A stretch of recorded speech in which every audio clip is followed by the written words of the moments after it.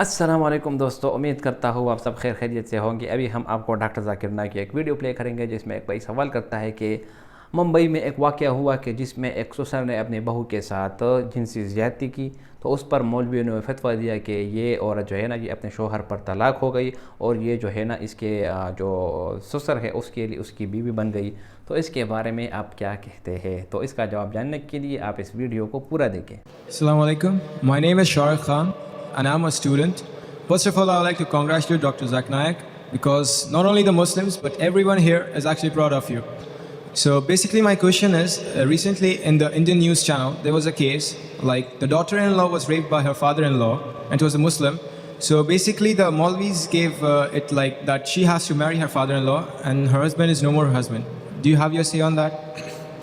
The brother again has picked up a very important issue of the media. And people may be aware that a few months back, there was a girl by the name of Imrana. She was raped by her father-in-law, and the fatwa was given by the majority of the Indian scholars, ulmas. And one Darul Ulum gave the fatwa that because she was raped by the father-in-law, she cannot go back to her husband. She is haram for her husband. Now, the moment the media finds something which is interesting and can malign Islam, they pick it up and they blow it out of proportion as though there's nothing else in Islam but this issue. With the Indian press, what they did, most of the channels carried this news that the ulmas, the shuyukhs, the maulanas of Islam, they say a girl, she's raped by the father-in-law, she's a victim. But what does Islam say? Instead of supporting her, now Islam is telling she cannot go back to her husband. She's haram for the husband. And they use this news and they blew it out of proportion even till this day today. Again, I always say that if you don't know how to answer the media, the people should be trained. And later on, after a few weeks, there was some other Muslim scholars who said, no, she's not haram for the husband. She can go to her husband. Whoever is giving fatwa that she's haram for the husband is wrong. We are fighting like cats and dogs in front of the non-Muslims. We are washing our dirty linen in public. The joke is that both the groups of scholars are quoting the same verse of the Quran to give their fatwa. The group of scholars who say that she is haram for the husband, they are quoting a verse from the Quran from Surah Nisa, chapter number 4, verse number 22, which says that you cannot do nikah with the woman who your father has done nikah with. Now in Arabic, nikah has got two meanings. One meaning is marriage and the other meaning is sexual intercourse.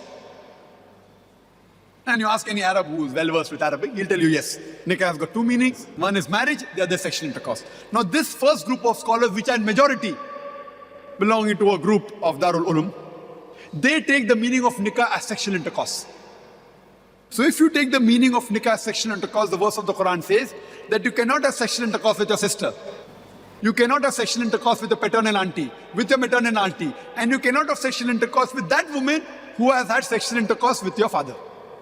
So based on this, they say that father did sexual intercourse with the woman. Now that woman cannot do sexual intercourse with the son. Therefore, the husband becomes haram.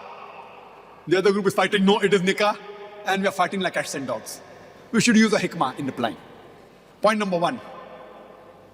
What happened with Imrana was not sexual intercourse, it was zina bil jabr, rape. There's a difference between rape and sexual intercourse. And rape is not called nikah in Arabic. Point number one. That answers. No, you're playing with words, it is the same. No problem. See, as I told you, if someone says something wrong, there's a technique of debating. If someone says 2 plus 2 is equal to 5, instead of arguing, I will say, okay, take 200,000 dirhams, take 200,000 dirhams, now give me 500,000 dirhams. He'll say, no. Turn the tables over. So when I was asked this question, I told that I agree with you for sake of argument, that nikah means sexual intercourse. So the verse of the Quran would read that you cannot have sexual intercourse with your sister, with your paternal auntie, with your maternal auntie, and with the woman who has had sexual intercourse with your father.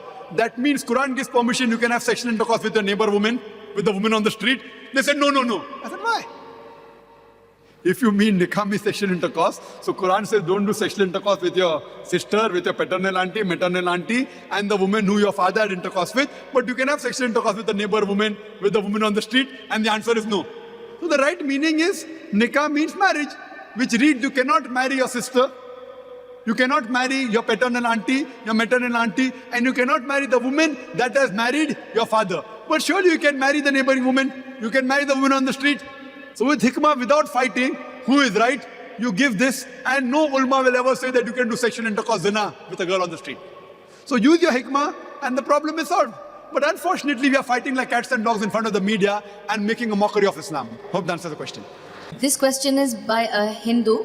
His name's given here is P. Naidu. He says Muslims are bliss to mankind.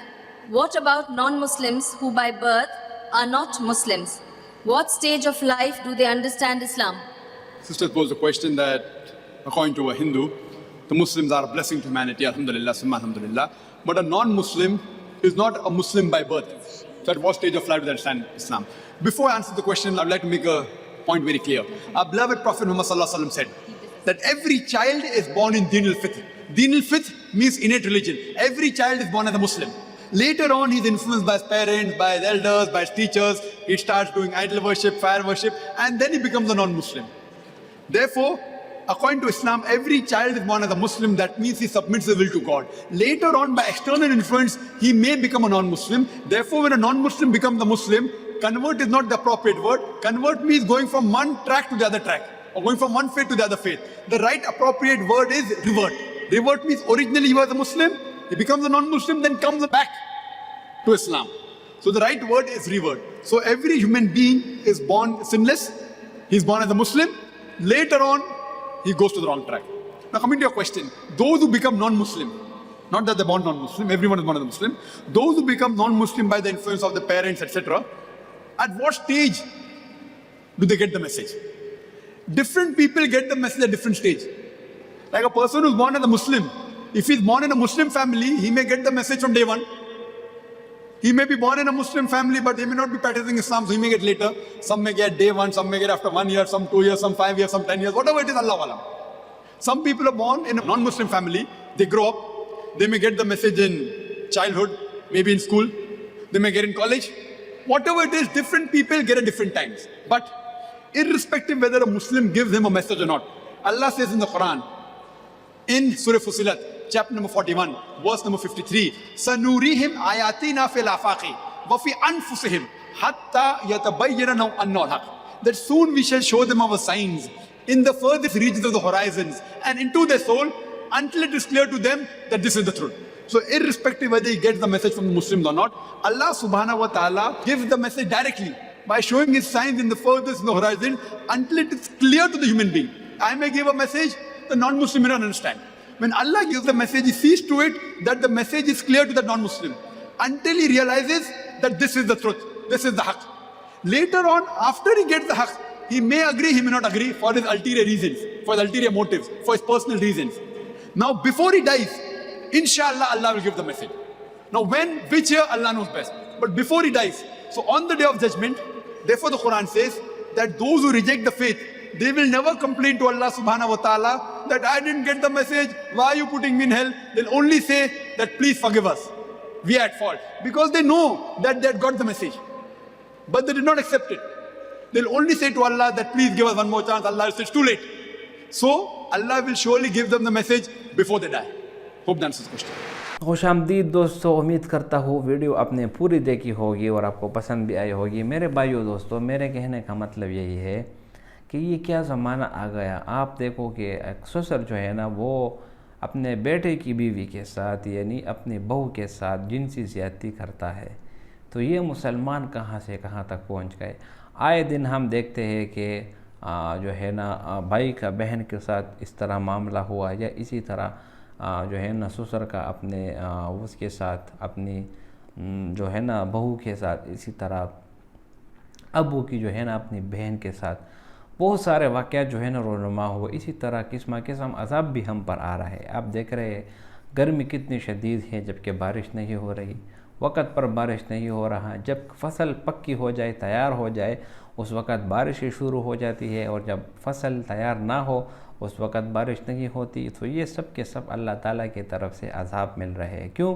کیونکہ ہم اسلامی لوگ، ہم مسلمان لوگ، ہم نے اپنا راستہ چھوڑ دیا، ہم نے اپنے اسلام کو چھوڑ دیا، اور ہم اپنے نفس کی خواہش میں اس حد تک گر گئے کہ نہ ہی ہم نے اپنے بیٹیوں کو چھوڑا، نہ ہی اپنی بہنوں کو چھوڑا، اور نہ ہی اپنی بہو کو بھی چھوڑا. ویڈیو کی طرف جاتے ہیں تو اس میں یہ بھائی سوال کرتا ہے کہ جب اس سسر نے اپنی بہو کے ساتھ جنسی زیادتی کی تو علماء کرام نے فتویٰ دیا کہ وہ اس کے لیے حرام ہو گئی. کیوں؟ اور دلیل کیا ہے ان کے لیے؟ دلیل یہ ہے کہ قرآن میں اللہ تعالیٰ فرماتے ہیں کہ وَلَا يَحِلُّ وَلَا تَنْكِحُوا مَا نَكَحَ آبَاؤُكُمْ، ان عورتوں کے ساتھ اب نکاح نہ کرو جن عورتوں کے ساتھ آپ کے ابو نکاح کر چکے ہیں. اب یہاں جو مسئلہ ہے وہ اس نکاح کے لفظ میں ہے کہ بعض علماء فرماتے ہیں کہ نکاح کا جو یہاں معنی ہے وہ جو ہے نا جنسی زیادتی ہے، جبکہ جنسی زیادتی اگر معنی مراد لو تو آیت کا مطلب یہ ہوگا کہ ان عورتوں کے ساتھ آپ نکاح نہ کرو جن کے ساتھ جنسی زیادتی ہوئی ان کے ابو نے یا ان کے والد نے. تو والد کے ساتھ جب اس کا نکاح ہو گیا تو پھر وہ اس کی ماں بن گئی، تو اس وجہ سے علماء کرام نے جو ہے نا فتویٰ دیا کہ یہ اس کے لیے حرام ہو گئی. اور جو کہتے ہیں کہ حرام نہیں ہو گئی تو وہ نکاح کو اصطلاحی معنی پر مرتب کرتے ہیں. اس کا معنی یہ ہے کہ النکاح ینعقد بالایجاب والقبول، نکاح جو ہے نا وہ ایجاب اور قبول کے ساتھ منعقد ہوتا ہے. لڑکا لڑکی سے کہے میں آپ سے نکاح کرنا چاہتا ہوں ان گواہوں کی موجودگی میں اتنے پیسوں کے ساتھ، اور وہ کہے کہ مجھے آپ قبول ہے اور میں اپنے آپ کو آپ کے حوالے کرتی ہوں، نکاح ہو گیا، شرائط بھی پوری ہو گئی. تو میرے بھائیو دوستو، جو اس میں جو یہاں پر مسئلہ ہے وہ یہی ہے کہ اختلاف کا ہے، اور اختلاف کا مذہب جو ہے نا اس میں راجح قول یہی ہے جو حدیث صحیح ہوگا اور جن لوگوں کی دلیل ٹھیک ہوگی وہی ثابت ہوگا. اس کا ہرگز بھی یہ معنی نہیں کہ اسلام میں جو ہے نا ہر جگہ اختلاف ہے اور یا مختلف فیہ مسئلہ ہے. یہ مسئلے تب بھی بنتے ہیں جب علم کی کمی ہو، اور جب علم کی کمی ہوگی تب آپ کو ایک ایک مسئلے میں ہزارہا مسائل جو ہے نا وہ پیش آئیں گے. تو اصل میں یہ واقعہ جو ہوا یہ عمرانہ نام کی ایک لڑکی تھی، اور اس کی جو ہے نا اصل بات ڈاکٹر ذاکر نائک نے یہ بتائی کہ اس کے والد نے جو ہے نا اس کے سسر نے زنا بالجبر یعنی زور زبردستی سے جو ہے نا جنسی عمل کیا، تو اس سے ان کے نکاح پر کوئی اثر نہیں پڑے گا. اگر رضامندی کے ساتھ ہو جاتی تو پھر یہ بالکل طلاق ہو جاتی، لیکن رضامندی اس میں شامل رہی، اس وجہ سے یہ طلاق واقع نہیں ہوئی. امید کرتا ہوں ویڈیو آپ کو پسند آئی ہوگی. اگر ویڈیو آپ کو پسند آئے تو اس چینل کو سبسکرائب کریں. بہت شکریہ.